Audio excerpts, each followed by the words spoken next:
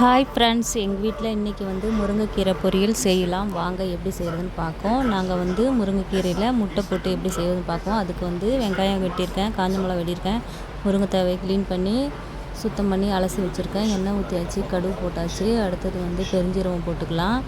பெருஞ்சீரகம் போட்டு தான் அடுத்தது வெங்காயம் போட்டுக்கலாம். காஞ்ச மிளகா போட்டுட்டு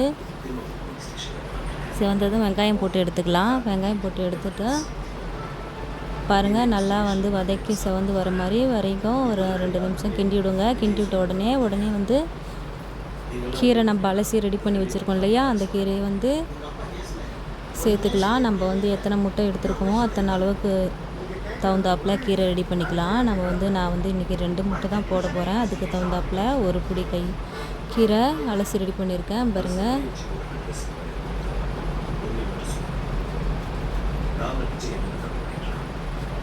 அவ்வளோதான். 2 பிடி கீரை வந்து அலசி ரெடி பண்ணி போட்டிருக்கேன். பாருங்கள், இப்போ வந்து நம்ம கீரை அலசி வச்சுருக்கோம் இல்லையா, அதிலே வந்து ஈரப்பதம் இருக்குது. அதனால் நல்லா பரட்டி விட்டுட்டு 10 நிமிஷம் மூடி எடுத்துட்டு வெந்த உடனே அது வந்து நடுப்புற சுத்தம் பண்ணிவிட்டு கலைஞாக வெறும் சட்டி பகுதியில் வந்து 2 முட்டையை உடச்சி ஊற்றி அதில் வந்து சால்ட், உப்பு, கொஞ்சம் வந்து பெப்பரு, அடுத்தது கொஞ்சம் மசாலா சேர்த்துக்கலாம்.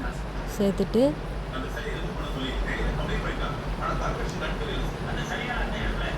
மசாலா பெப்பருக்கும் சேர்த்து விட்டுட்டு கொஞ்சம் நேரம் வந்து ஹீட் ஆன பிறகு நல்லா பெரட்டி எல்லா பக்கமும் கிண்டிவிட்டு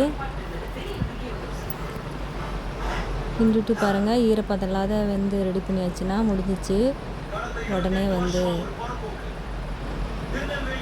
வானல் பெருசாக இருக்குது, கீரை கம்மியாக இருக்குதுன்னு சொல்லாதீங்க. நாங்கள் சுடுதா சாதத்தில் முருங்கைக்கீரை வச்சு சாப்பிட்டு அப்படியே பாருங்கள், பக்கத்தில் கொஞ்சம் ரசம் வச்சுருந்தோம். ஓகே ஃப்ரெண்ட்ஸ், பாய்.